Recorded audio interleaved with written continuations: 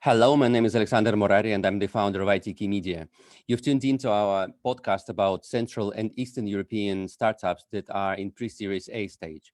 And our guest today is Valdsalu, the co-founder of Single.Earth. That's a startup based in Estonia, the European Silicon Valley, as we agreed pre-podcast. I hope you will agree with that. I absolutely agree with you on that. Very happy to hear these kind words about Estonia, and also very excited to be here. So thanks so much for having me. Thanks, Merit. Let's move on then. So, as a quick intro, the company itself is dealing with tokenization of nature, as a matter of fact. And then you are trying to create. I mean, you are working on creating a whole marketplace where stakeholders will be able to tokenize to trade crypto. Helping basically preserve, develop, and grow all the natural habitats all around the world. That's your maximum goal. So your TAM, total addressable market, is the third planet from the sun, right? Correct. And that's all correct. And this is basically like the starting point for us. Like it actually started with a very local problem. So we have very intensive forestry happening here in Estonia. We kind of started from that perspective. Like we wanted to do something to solve this problem. And then the more we looked into this, we realized that it's not just Estonia, and it is not about forests only. It's all kind of land use and natural resources, and like how we use them or abuse them. And this is like a huge challenge that we took on to change. And this is what Single.Earth is all about. So not just a platform, but actually a new way of looking at nature and valuing nature for its ecological value. Okay, and your first step is what? To make a tradable the CO2 based crypto, right? So basically, the first step for us is to understand like how much a particular forest or any other natural resource sequesters carbon, but also holds biodiversity. So we actually look at those things together, so carbon and biodiversity, because we realize that like for now, people have only seen nature as raw material, but it is so much more. It is sequestering carbon, it is holding biodiversity, it is providing us with different natural services or ecosystem services that we all as humankind consume all the time, but we haven't been paying for these services. And this is why we have a situation where nature that is holding or keeping all of us alive is being destroyed. So that is the fundamental thing. So first of all, what we need to understand is like how much of this ecological value there is in any given place on the planet. So for that, we are building this digital twin of the world's nature, so that we want to give, first of all, knowledge about how much carbon, for example, a forest sequesters. And we want to give this knowledge to the landowners, because today they don't have this knowledge. They don't know the ecological value of their natural resources. So this is like step one, to understand how much of that there is. And we actually don't want to be the centralized body saying how much of that there is. We're actually building a science-based approach on that. So it's like as everything sits in the blockchain technology, we are actually also building this decentralized approach on assessing land ecological value as well. And that is also like a totally new way of how to deal with this part. But once we have done the initial assessments, we know how much carbon and biodiversity there is in one particular place, we create those tokens. So we turn the ecological value of nature into digital goods to make them tradable, so that the landowner can start earning money by protecting the ecosystem around us. So, and currently we're looking at mostly at the carbon part, because this is something that people have, gotten to understand, that they understand the need for that. But we always look at this side by side with biodiversity, to make sure that whatever we do that makes sense carbon wise also has to make sense for nature and the biodiversity and the habitats there. So this is basically what we do, and also make that tradable on our own marketplace. Yes. Look, to go further, let's try and define the stakeholders of this marketplace to be built. Because of course the beneficiary is like all somewhere down the road is nature itself, but nature does not want any monetary or financial rewards. It just wants to be alive and kicking. What about Yeah. what about the stakeholders in the marketplace? Who are they, and how they will benefit, or what they would be looking for on the platform? So from the nature side, we have landowners. So they are basically representing nature on our marketplace. So they are the owners of land, of forests, of different natural resources. It can be wetlands, it can be grasslands, it can be agricultural croplands. Yeah. So all kinds of natural resources. So the challenge for them today is that they don't have any feasible, financially feasible business models other than selling raw material. So, and this is the market that we want to make accessible for them, because today, if they didn't come to us, they would probably, if they wanted to go to the carbon market, they would probably go through a very manual certification procedure that costs a lot of money, takes a lot of time. It's a super bureaucratic and complicated procedure.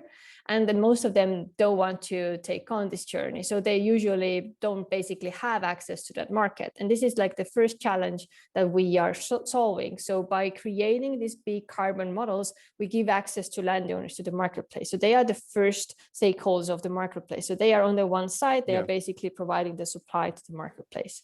So every time 100 kilograms of CO2 is captured in biodiverse nature, we emit one token, and we emit that to the landowner. So, and that's a very important point, because we don't want to have a lot of agencies and brokers in the process, because otherwise the landowner would just earn like a very small fraction of the entire amount that is being distributed among the value chain. So this is basically a very fundamental thing that we want to achieve, to have landowners coming to our platform basically firsthand. So that is like the one side. On the other side, like the very traditional buyer of carbon instruments is a company that wants to compensate for their own ecological footprint. So they probably create greenhouse gas emissions. So for example, the transportation sector doesn't have very good solutions, especially if you talk about flights that cause a lot of CO2 emissions, and we don't have a very good scalable solution, like other than compensating for what has been emitted. So they can be a buyer on the market. But in addition to those two parties, we actually also have an investor layer there.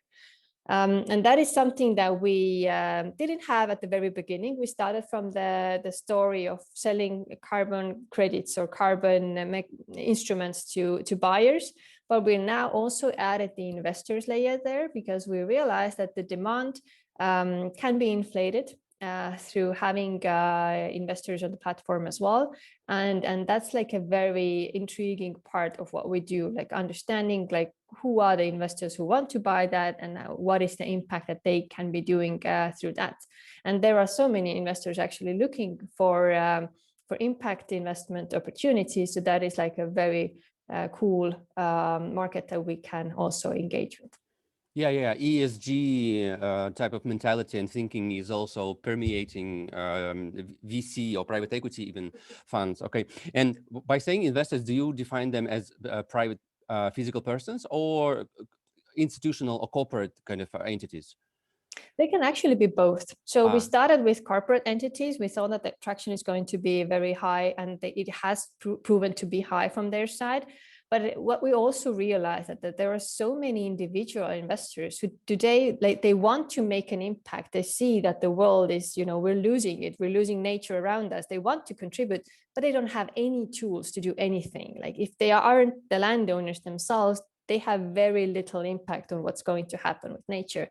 And they see that as a huge opportunity to actually have a way of contributing to the protection of nature. So that is like one of the most interesting segments that we're targeting. So the individual investors who want to make a big impact. To be quite honest, I think each of the stakeholders, each side of this triangle, so to say, or triad, probably would require like another half an hour or so to define them properly and see what are the opportunities, because landowners are not, landowners as such are not uniform. There are different types of landlords and so on and so on. Same as companies that might be on the demand side, and investors are another ball game. But let's move on with what we have right now from you. So we have a triad of three parties to this marketplace, and somewhere in between, as a supervisor, regulator, and token producer, I understand, is Single.Earth. Okay, and then so you mentioned that you will issue one token, the name of which is interestingly coinciding with your first name, and let's come back to this in a second. And now per every 100 kilogram of CO2, right? Theoretically, Yes, or let's say correct. mathematically absorbed by the area which is owned by a landlord. Okay.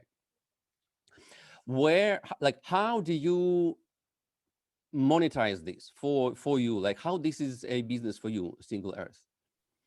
Okay, for Single.Earth, like where we get or earn our money from is from the marketplace. So we take commission from the transactions made on the marketplace, and that's like a very fundamental thing. So it is creating a huge change on the carbon market, because accessing the market or going to the market is going to be very easy and not expensive anymore for the landowners. And that's like a huge change that we're creating. So we actually monetize the trading part and not the land assessment part currently.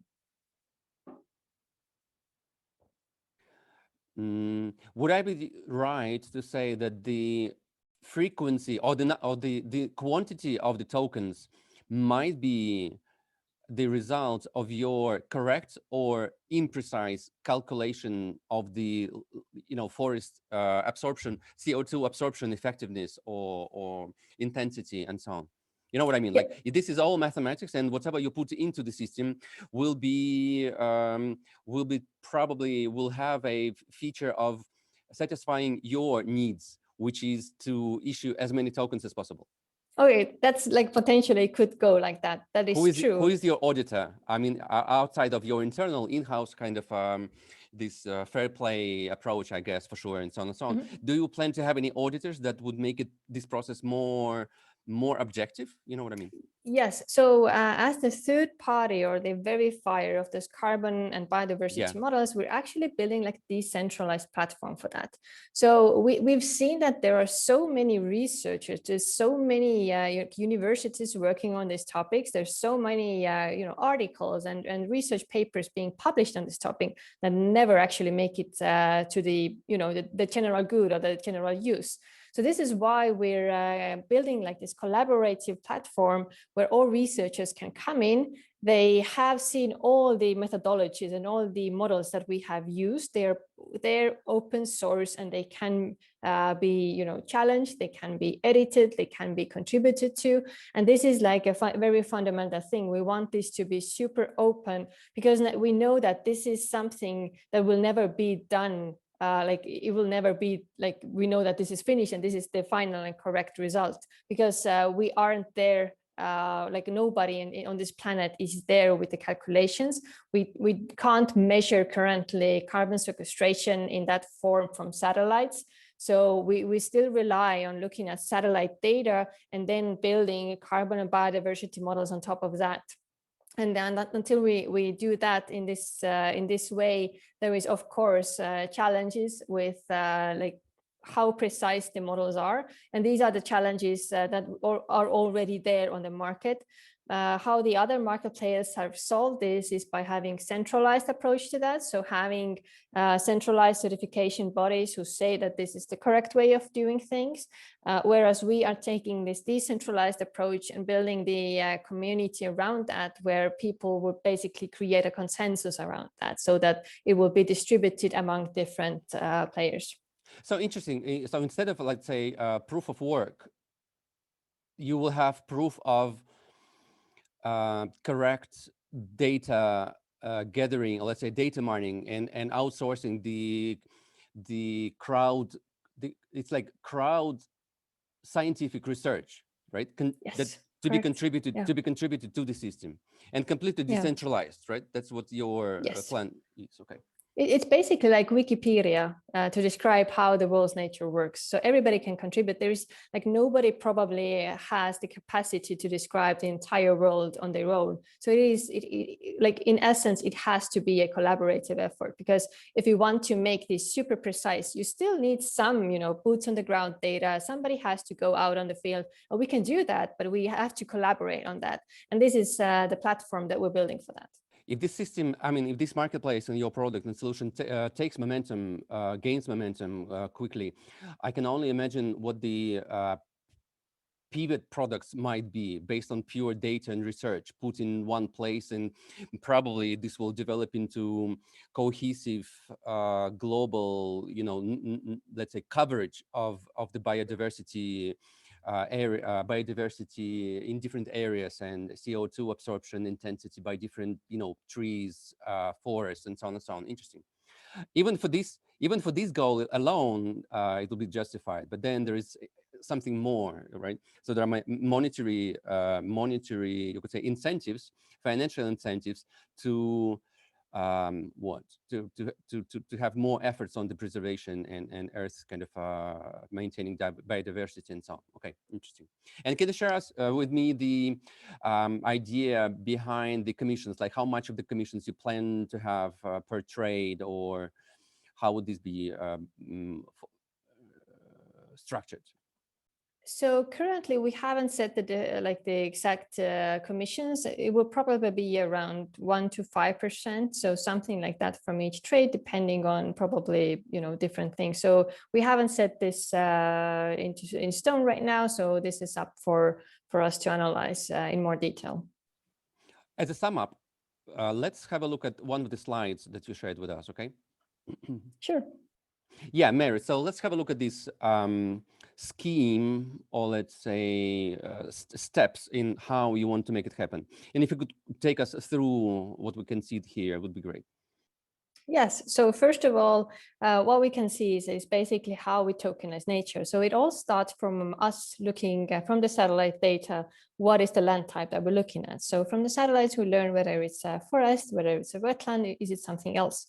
And from there, we have to build these carbon and biodiversity models that basically describe how much carbon is sequestered in this particular area. Because, like, as I mentioned before, we can't measure carbon sequestration in real time from satellites. So this is why we need to have these big models to describe that.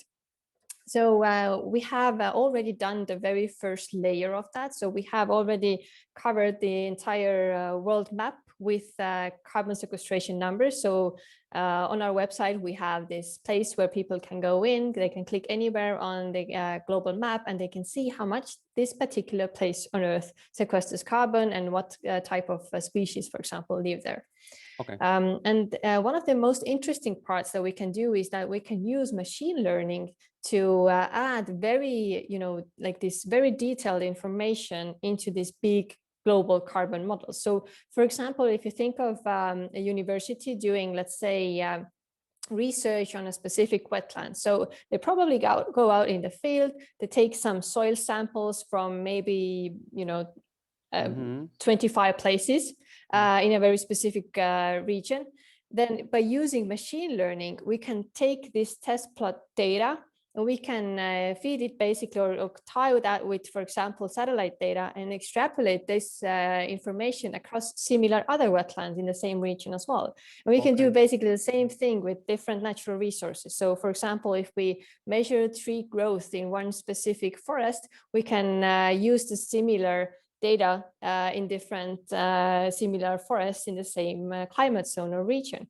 So this is like a very cool way how to take very specific, it can be even boots on the ground data, and feed it back to the global carbon models.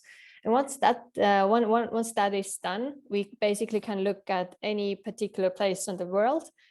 We can timestamp the model so that we know what is the model that we used to estimate the carbon sequestration. And based on that, every time we see that 100 kilograms of CO2 is captured, we emit 1 token. So this is basically how this information turns into a digital good, a digital token that the landowner can then sell to the companies or investors. And here where we reach the moment when we discuss the merit itself. The merit of the merits, let's say. Your first name is Merit, and you decide to name the token itself Merit as well. How come? What's the story behind that? I know that's a crazy coincidence, don't you think? So the story behind that is actually like, it wasn't my idea. I think like I'm gonna be like for the rest of my life saying that it wasn't my idea. Nobody will probably ever believe me, but it is the truth. It was like we had like this crazy meeting where we were discussing all the strategies and like how do we build a token. And we were just calling the token all the time. And then at some point we realized that we need to give it a name. Eventually it has to have a name. We didn't like come up with anything good at that point, and then we decided that we just need to name it something. And then there was like one of our investors who said, let's just call it the Merit for the time being.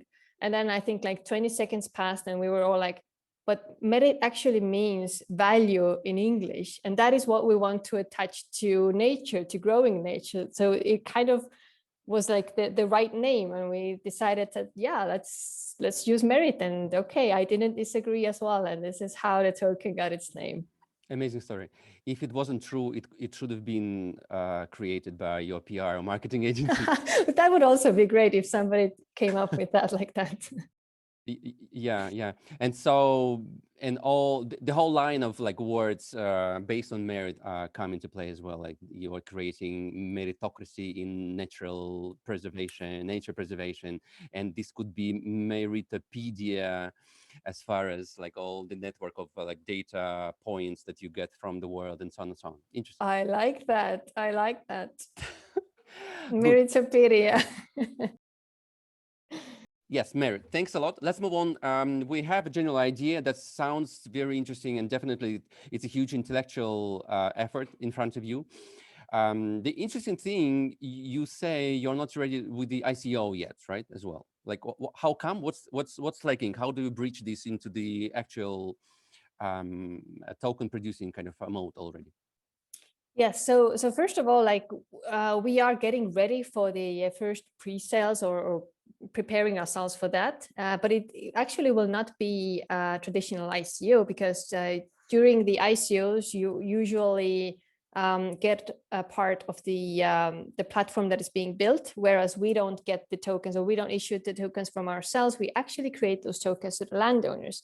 So from our first pre-sales, we will start financing the protection of nature from the very first sale already. So this is basically what we're preparing for. So there are some regulatory stuff that we need to deal with. We're also currently building our science team to make sure that everything that we publish, like the first models that we publish to the world, have passed at least some reviewing procedures from our end as well. But then they will be open source, and everybody can start even criticizing them and editing them and so on. And these are the things that we're currently preparing for. We hope to get it done in the coming months. So we are very, very positive that that we will have it launched very soon. To the benefit of all the parties involved and not involved directly into this business or marketplace. Interesting. Merit, let's move on. Round two, competitors. I'm happy to run the risk of saying that this is a unique approach and you don't have competition. Would that be true? Partly. So basically we have competitors in different segments. So currently it is like the different things that we do are typically covered by different companies. So there are companies that do the land assessment. There are companies that do the trading. There are companies that do basically over-the-counter sales between landowners and companies. So there are these different competitors, and I think they're also like improving a lot. So they're growing pretty fast. There are some startups in the US. There are startups in Asia that are doing that. So I think it's a very fastly growing market, and obviously like everybody sees the potential in that, and everybody also sees the urgency to create business models for that. So I think it's like fantastic to see how many different teams around the world are tackling that, but also doing that kind of a bit differently. So everybody has their unique approach. Some are focusing more on forests, some are focusing more on taking the existing certified carbon credits and making them tradable. So there are very many different approaches to that. Which just probably proves my point and statement that your approach is unique. Our approach is, just because there's a diversity of approaches in this, let's say, eco tech or whatever you call that. Okay, interesting. Merit, thanks. That was quick and to the point. Round 3, quick Q&A. As a CEO and co-founder of a startup in, you could say, hyper growth mode right now, right? With all the expectations from your VCs, clients, and your own internal ambition. What's your own productivity hack? And by hack, I mean not a tool, but like the way of doing things. I think there's something that I'm trying to get better at is delivering things or letting your team do the things and try to take your hands off the wheel at times. So basically having the big wheel in your hands, but then letting your team do the stuff. So basically scale your team and scale the responsibilities within that team. So I think that has been my main productivity hack.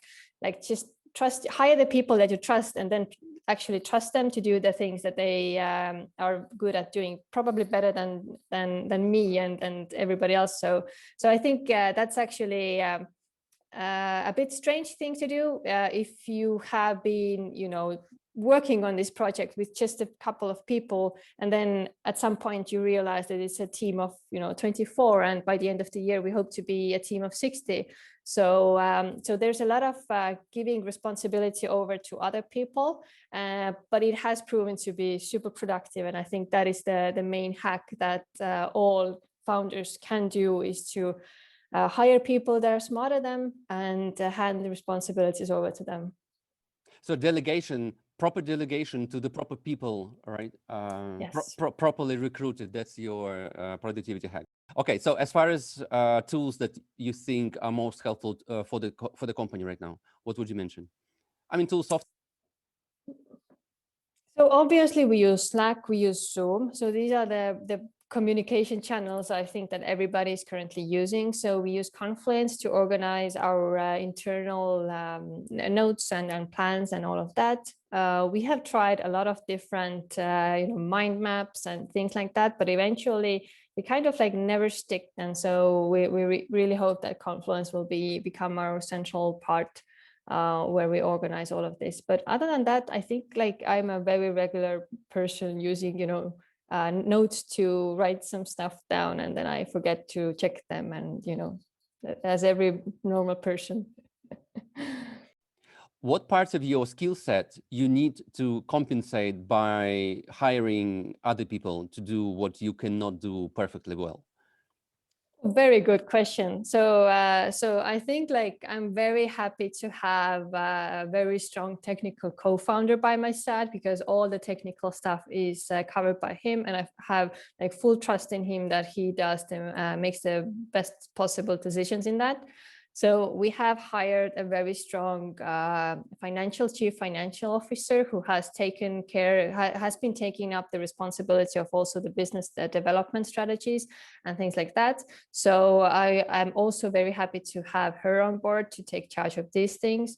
Obviously, we have a very strong legal team taking care of our legal stuff, cybersecurity team.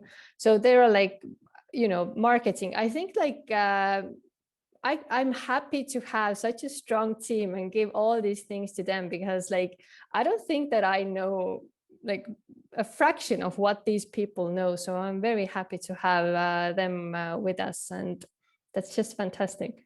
Yeah, great. So that's a smooth transition to next round of this conversation, where we discuss the company, the team, and so on.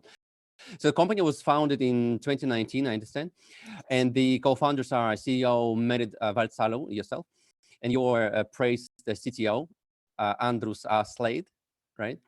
Yes, regards to him as well. And you mentioned a couple of other top management people right now in legal, CFO, financial department, and others. Now, so delegation goes together with the with the proper recruitment process. Do you have already a like established recruitment process that is characteristic of your company, would you say? Yes, I think we do. I think we do because like we took some time to actually craft out the perfect pipeline for us. So what are the different stages and the different checks that we want to make sure that the people who end up in our team are actually the people that we want to work with. So obviously it includes like the screening procedure. So you just have the regular check, then you go deeper into the skill sets. And then of course we have the cultural fit interviews. And that has proven to be a very, very important part of recruiting people, because there are people who have all the right skill sets and are like fantastic, fantastically experienced in their CVs. But when you meet with them, you just don't have that magic, or you don't see yourself working with them. And that's, I think, fair to say that if it doesn't work like that, then it's probably not a good fit. And then we have the founders interview, which is also something that we want to continue having even as we grow. So I personally want to talk to each and every individual that joins the team currently. I think like for me, I used to work at Pipedrive. So Pipedrive is one of the for me, like the benchmark of company culture. So I was really, really lucky to work there, because I got to see how a company can really value their employees and make it like a very, very cool place to work at. And I tried to recreate that at Single.Earth as well. So having a super strong focus on the team culture, the company culture, and having like the value checks in between as well. So to make sure that we all are aligned towards the same goals. And I'm very happy to see that people are joining us for the mission that we're doing. So I think that is like one of the things that connects all of us. Like even if we are different people, we are all connected through this common value and this common goal of saving the world's nature. Just because this is a merit-driven business as well, right? It's a merit-driven business, correct? I cannot avoid that. So you mentioned right now you are 24 or 25, right? And your plan to be 60 by end of this year. You mentioned 2021. Yes, that's correct. So we just raised our Wow. seed financing round, and this we will be using to scale our team because we have a lot of positions that we need to fill. So in addition to these software and engineering positions, we also have a lot of business development positions. We also have a full science team that we need to recruit. So I think that is like a very unique thing to have in a startup. So we're building a team of PhDs and master degree people that are actually doing scientific work with us. So so building the carbon and biodiversity models and working on that. So that's very, very exciting. What's the current labor division in the company? Like how many people are currently on the front line selling, marketing, or like client facing? So currently we have 4 people in the client-facing roles. We're also building our marketing team. So this is where we see a huge potential for scaling. So once we have our digital marketing channels and everything working super efficiently, we actually see that this is might be a more suitable way to scale in addition to having like these customer facing people. But then again, we also know that the human touch has to be there. So we are very ready and willing to scale our customer facing teams accordingly as well. So it's going to be a mix of scaling through digital means, but also having people to help create the best user experiences that we can. On the front end side of business. Okay. But also I understand you want to focus on inbound marketing, right? In many respects. And just to create your own position as a expert in the space and so on. Okay. Now, and first step would be to approach landowners, I guess, right? Just to make sure you have the supply side in place. Yes, so scaling the landowner side is definitely something that we are constantly focusing on. So we're already looking for landowners to join our platform. We've received some very incredible projects. So we're working with rainforests in Brazil, we're working with African conservation projects, but we also have individual landowners from Europe, from Estonia, from Finland, from different countries. So it's a mix of very different landowners. And we actually also started registration for the pre-sales. So basically people can already say that they are interested in this topic. They want to be notified once we take the next steps. So that is actually open for the investors, companies, and also the research and community part as well, in addition to landowners. So we have already started building the first list of people that we notify when we are getting closer to the real pre-sales. Yeah. Keep people warm and interested, even if it's before the marketplace is in operation. Sure. Mary, the last question here in this round: the team itself, you prefer to be office-based, or you're open to hybrid or remote only? What's your approach? Our approach is hybrid.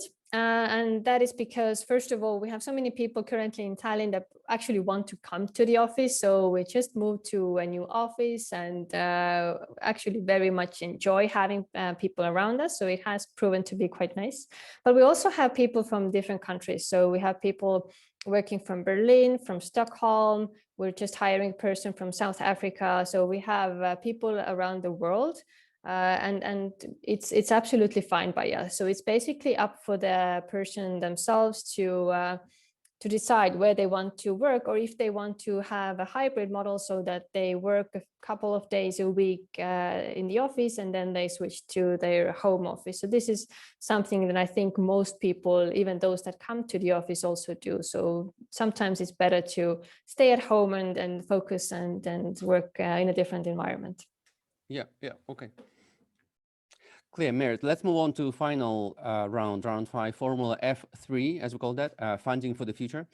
Funding by now, I understand you just closed a recent seed round in July 2021, around $8 million, with the leader being Equity Ventures, but also Icebreaker VC and angels, I guess, Ragnar Sass and Martin Henk from Pipe Drive Mafia, should I say. And Icebreaker were also following up on their pre-seed investment round, right? Correct. Yes, that's correct. So the lineup of investors is like impressive, obviously. And you mentioned already your plan to utilize the resources is on scaling up not only operations and moving ahead with the marketplace, but also increasing hugely the team itself, right? That's correct, and that is the main focus of ours currently. And I just have to say that the our investors have also sort of become like extended family to or extended team to us. So in addition to just financially investing in us, they actually invest a lot of time and effort into us as well. So they have been of huge help, and we have like regular meetings, and they are very strategic partners to everything that we do. So it has been fantastic to have them on board. Plus, of course, they're aware of the fact that this is an effort to create a new, relatively, I mean, with time, more and more liquid asset that some evaluated at like 50 billion or so by 2030, right? $50 billion, I mean, globally. Interesting. And what about your plan? Yeah, what about your plan or milestones that you want to reach until the next round of investment? So currently we're focusing on getting the first landowners on board, so have the supply side ready. We're also onboarding the first buyers of the tokens. So it probably is going to be the individual investors that we focus on at first. So these are the targets that we've set for ourselves. So have them ready and have also the marketplace ready for launch. And this is basically the next big milestone for us. So have the marketplace and have the first trades happening there. And then grow and scale the trading floor, right? I mean, the trading process, basically. Exactly. Okay. What is the? I know it's pretty premature, but I usually ask this question somewhere at the end of the conversation. Do you have any exit plan for yourself personally? What could be the exit plan? I don't actually even want to think about this, because like me and my co-founder, we've discussed this. Like, if we didn't do what we're doing today at Single.Earth, like we have no idea what else would we do. And it is, especially now that we have come so far, there is like nothing on this earth that we could actually do, or or something that we would want to do. So I don't see an exit plan for us right now. We are like 200% focused on getting this right and doing everything that we possibly can to make this right, because like the urgency of this problem or this crisis is huge. Like, we are already almost too late. So we are so focused on getting this right as fast as possible. To your merit, I should say this is probably the most obvious answer I could have imagined and foreseen from you. Mary, thanks a lot. I think we all should be keeping fingers crossed for you and toes if needed, so that your platform, gains momentum, is successful, and allows people not only to earn, I guess, based on tokenized nature, but also improve nature's state, preserve and improve. Thank you very much for this conversation. We'll be following your successes, and wish you all the best, Merit. Thank you.